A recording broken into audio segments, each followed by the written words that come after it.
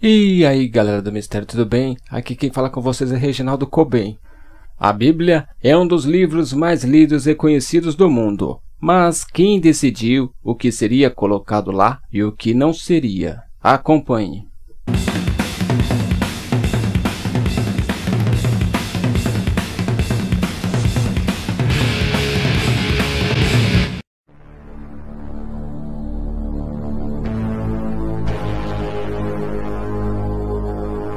Com mais de 3/4 de 1 milhão de palavras, a Bíblia é um dos livros mais longos já escritos. Mas você sabia que era para ser um livro muito mais longo?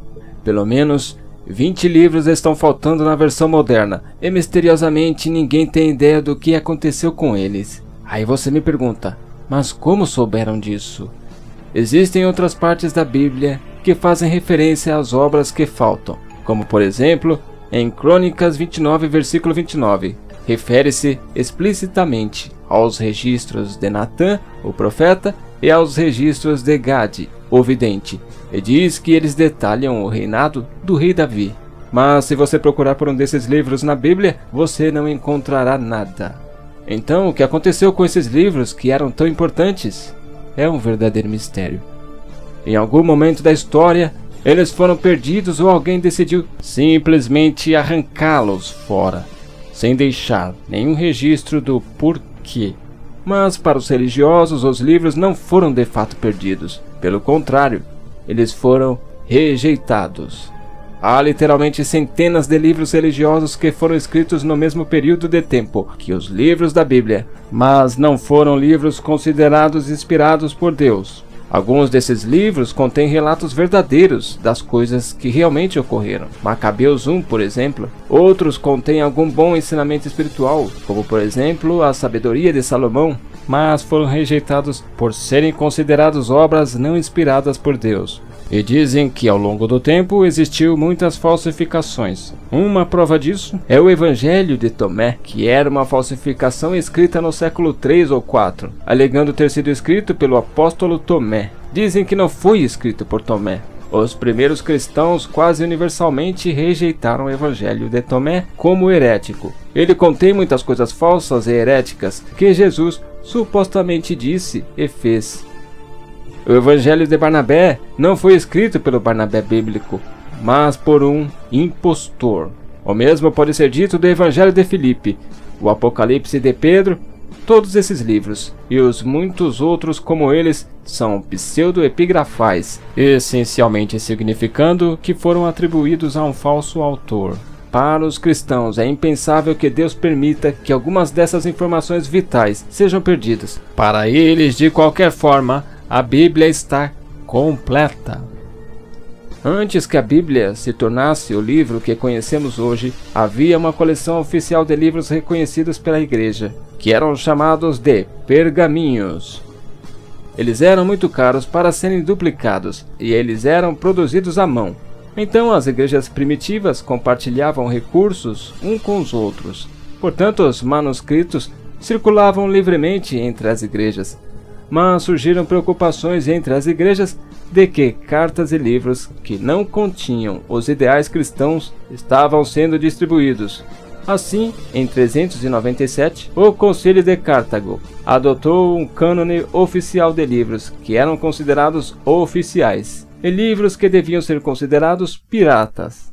Há também a discussão de que os chamados livros perdidos da Bíblia se referem a antigos livros israelitas que não são realmente perdidos, porque sabemos de sua existência, como mencionados na Bíblia. Eles são apenas um ponto de vista bíblico. Existem 54 passagens bíblicas que citam 20 diferentes títulos de livros perdidos.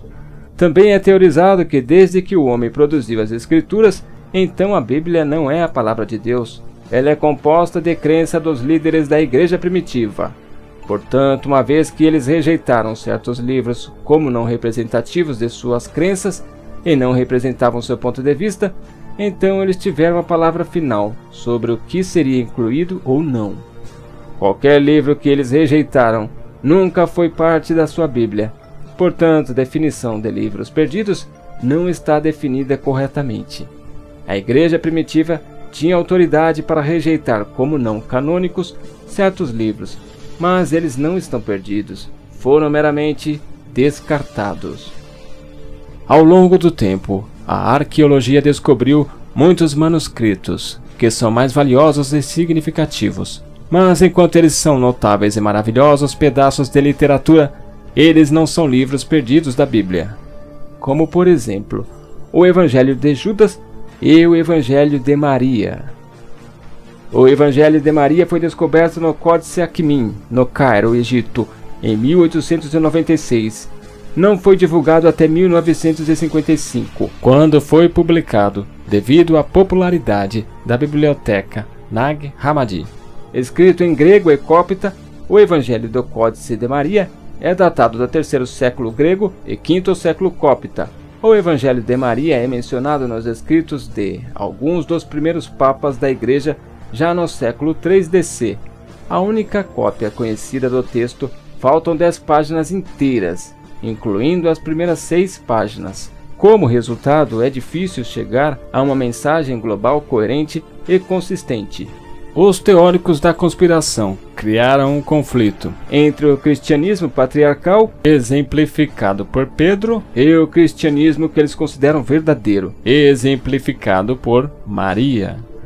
O Código da Vinci leva essa teoria da conspiração a novos patamares, ao retratar a igreja cristã como encobrindo o relacionamento de Jesus com Maria Madalena e negando a designação de Maria como líder da igreja.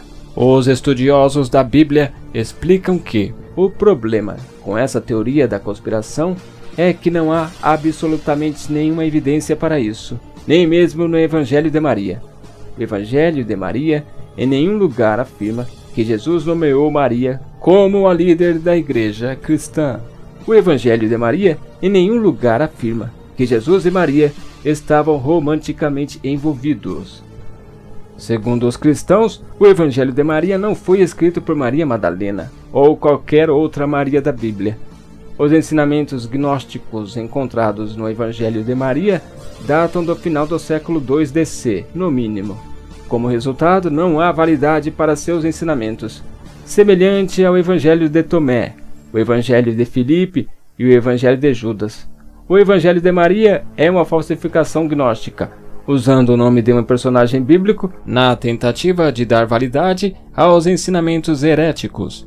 O único valor em estudar o Evangelho de Maria é aprender que heresias existiam nos primeiros séculos da igreja cristã. Agora, o mais polêmico de todos, o Evangelho de Judas Iscariotes. O Evangelho de Judas é um evangelho apócrifo, atribuído a autores gnósticos nos meados do século II, composto de 26 páginas de papiro escrito em cópita dialectal.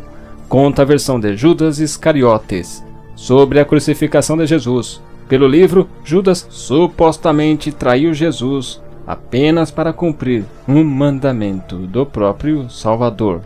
Mas quando e como foi descoberto o Evangelho de Judas? Nos anos 70, em uma caverna no Egito, uma cópia do Evangelho de Judas foi descoberta. As circunstâncias da descoberta foram descritas como obscuras, com aqueles que possuíam a cópia pedindo quantia exorbitantes de dinheiro para liberar. Durante décadas, nenhuma instituição estava disposta a pagar pela compra, devido às suas origens duvidosas. Por fim, o Evangelho de Judas foi comprado por uma fundação na Suíça. A existência do Evangelho de Judas foi tornada pública em 2004, mas a liberação real do conteúdo foi repetidamente adiada, sendo finalmente lançada em abril de 2006. Acredita-se que a datação da escrita original do Evangelho de Judas é cerca de 150 DC, com o códice egípcio datado do final do século III. Segundo vários relatos, até 1/3 do códice está faltando ou é ilegível. Novamente, os estudiosos da Bíblia afirmam: o Evangelho de Judas é um evangelho gnóstico, defendendo um ponto de vista gnóstico do cristianismo.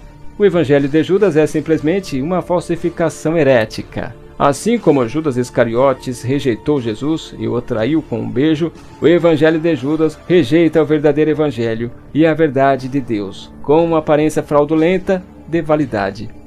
Os livros perdidos da Bíblia serão para sempre um verdadeiro mistério. She's gone, casting out that demons, letting go of reasons why. Welcome was the daylight, found where I was hiding, thought that I